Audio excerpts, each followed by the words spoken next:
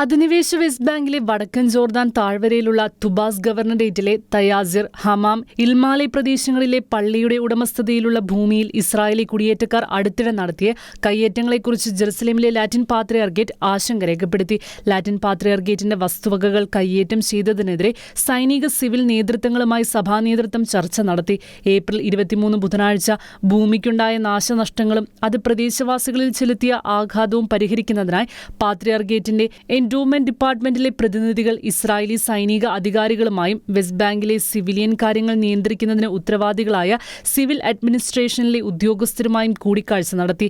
തയാസിർ, ഹമാം, ഇൽമലേഹിലെ തങ്ങളുടെ ഭൂമി കയ്യേറ്റം ചെയ്യപ്പെട്ടതിൽ പ്രതിഷേധമറിയിച്ചും അവ വീണ്ടെടുക്കുവാനുള്ള ശ്രമങ്ങൾ നടത്തിയുമാണ് ഇസ്രായേൽ സൈനിക അധികാരികളും സിവിൽ ഭരണ നേതൃത്വവുമായി ചേർന്ന് വെസ്റ്റ് ബാങ്കിൽ ചർച്ച നടത്തിയതെന്ന് ഏപ്രിൽ 23 പുറത്തുവിട്ട പത്രക്കുറിപ്പിലൂടെ ജെറുസലേം ലാറ്റിൻ പാത്രിയാർക്കേറ്റ് സ്ഥിരീകരിച്ചു.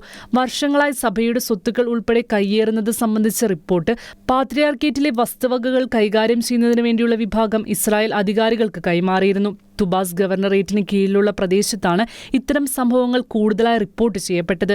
രേഖകളുടെയും തെളിവുകളുടെയും അടിസ്ഥാനത്തിൽ ആവശ്യമായ നടപടികൾക്ക് ഇസ്രായേൽ സൈനിക സിവിൽ പ്രതിനിധി വിഭാഗം തയ്യാറായിട്ടുണ്ടെന്നും പാത്രിയാർക്കേറ്റ് വ്യക്തമാക്കി. ഇസ്രായേൽ ഗവൺമെന്റിന്റെ അധികാരികൾ കാര്യത്തിന്റെ ഗൗരവം അംഗീകരിക്കുകയും പ്രതിഷേധം കണക്കിലെടുത്ത് കയ്യേറ്റങ്ങൾ നടത്തിയവരെ ഉടനടി നീക്കം ചെയ്യുന്നതിനും ഇത്തരം പ്രവർത്തനങ്ങളിൽ ഏർപ്പെട്ടവർക്കെതിരെ നടപടിയെടുക്കുന്നതിനുമുള്ള സന്നദ്ധത അറിയിച്ചുവെന്നും സഭാ നേതൃത്വം തങ്ങളുടെ പത്രക്കുറിപ്പിലൂടെ വിശദീകരിച്ചു. പ്രശ്നപരിഹാരത്തിന് വേണ്ട നടപടികൾ സ്വീകരിക്കുന്നതിനും സ്ഥലത്തെ ആളുകൾക്ക് വേണ്ട സഹായം എത്തിക്കുന്നതിനും അദ്ദേഹം നിർദ്ദേശം നൽകിയിട്ടുണ്ടെന്നും പാത്രിയാർക്കേറ്റ് അറിയിച്ചു.